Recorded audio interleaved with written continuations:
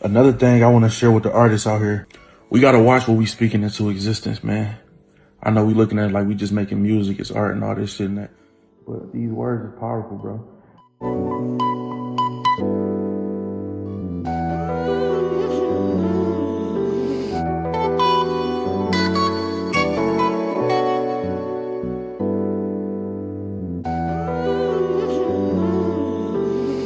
Fans love it when street rappers are really about that life, but sometimes the clout can get you chipped. And today we're breaking down the wild story of Rolly Bands, a Florida rapper who dissed his ops on social media and ended up getting killed 5 minutes later. Rolly Bands was a rapper from Tampa Bay, Florida, who started trying to break into the rap game a couple years ago.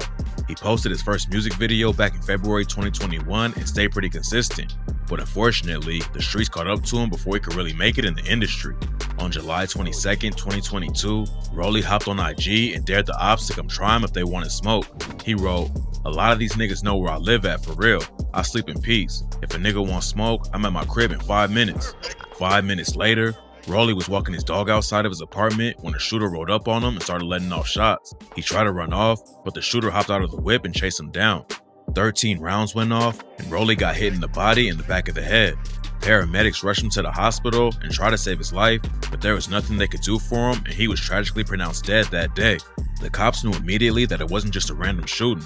Rolly getting killed right after clowning his ops like that definitely wasn't a coincidence. And about a week later, they arrested a dude named Darren Day who was hiding out in another county. They knew from the jump that 2 people were involved though, and a few days later, they booked another dude named Demon Speed for Rolly's death. Speed already had a long rap sheet of felonies and arrests, and he had just got out on probation a month before Rolly's death. When Speed showed up in court, the prosecutors claimed that Darren Day drove him to Rolly's place and Speed was the one who killed him. Rolly put his hands up when the shots started going off and ran away. But Speed obviously wanted to make sure the job was done and ran up on Rolly while shooting. After the news broke about how Rolly was shot 5 minutes after making the post, everyone just assumed that the ops he was taunting was the ones who rolled up on him. But then, the case took a shocking turn.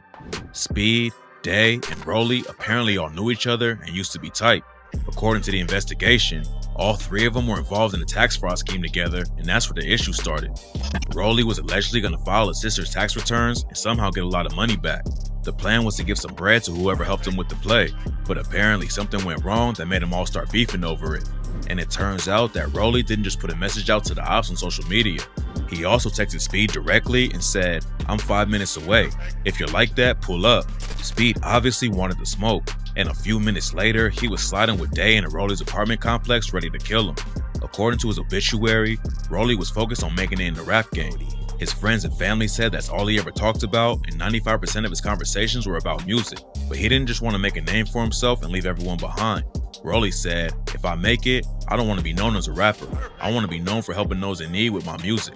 What makes the situation even more tragic is that he left behind a daughter named Kashmir who won't be able to grow up with her father in her life.